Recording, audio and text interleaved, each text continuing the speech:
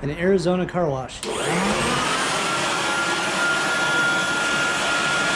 All right, let's take a look at the Conforti ECU Tune. So this is the Shark injector for this car, and this does have an upgrade USB port.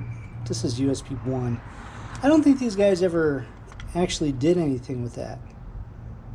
Like, I don't know that you can actually do any other tunes on it. Anyway, let's go ahead and install this thing. So it says voltage too low. Make sure you at least have 12.5 volts for programming, charging 10 amps or higher to reduce output.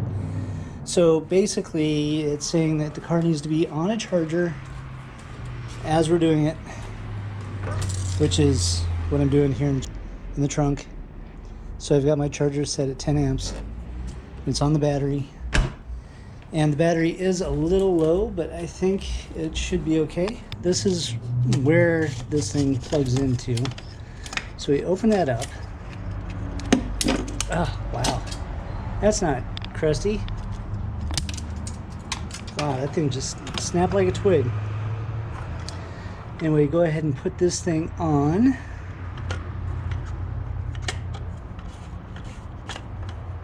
I guess it should be just like so. Tightened all the way down and locked. It says if you have an automatic transmission, you must disconnect EGS transmission computer as described. Okay, we don't have that.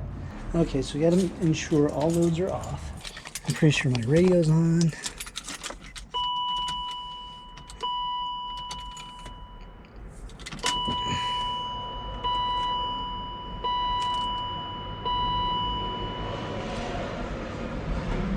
Okay, all loads are off, and I have no gas. Hopefully that doesn't matter. Turn the ignition key to the on position, but do not start the car. Okay, so we're going to hit upgrade to install.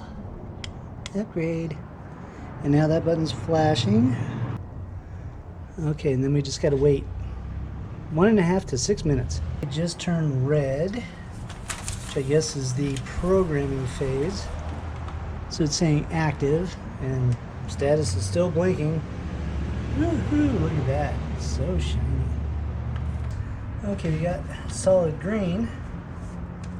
So now it says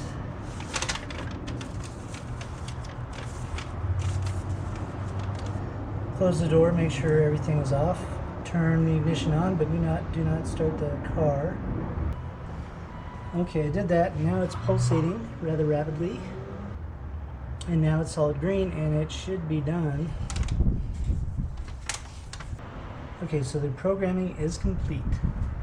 Okay, now you just have to wait 30 seconds. 1 banana, 2 banana, 3 banana, 4 banana, 5 banana, 6. I think that's been about 30 seconds. So now we can pop that off. So it was between this and doing an epic tune to the BMW, and I couldn't really figure out which one I wanted to do. But the thing is, I called Epic like 6 times and nobody ever called me back, and this was over a period of like 4 months. And that was a little annoying. So, you know, the Conforti came up on sale. I know that this works decent with the way the car is set up. The gains are actually pretty good with the M50 intake. So I just decided I would just go ahead and get this for $300 versus paying $600 to have Epic do a custom tune and blah, blah, blah. When it comes to ECU tuning old school style, I really don't know much about it. I would love to know more about it, but I am not so comfortable attacking that part of the car. So if there's somebody in the Phoenix Mesa area that is, let me know, and I would love to talk to you about it. When it comes to actually tuning these, the ECU does such a good job on its own to begin with.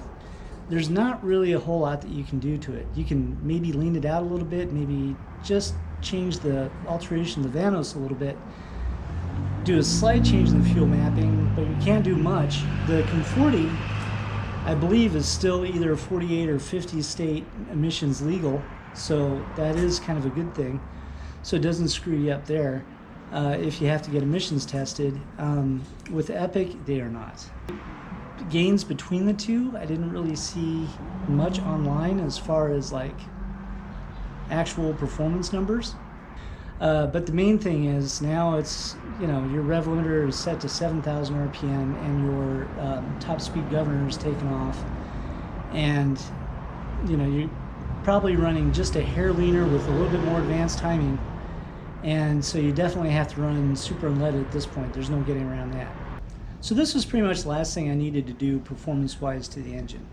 I did the intake, I did the intake manifold, I did the entire exhaust system, took off the ASC traction control, got rid of the air pump. We've now got headers going into a stainless steel exhaust, going all the way back to a custom muffler. It runs great, but this was just that last little bit of tuning where you want to get that little bit of power out of it. So the next stop is going to be a dyno, and we'll find out what kind of numbers this thing is pulling in now, but it should be pretty good.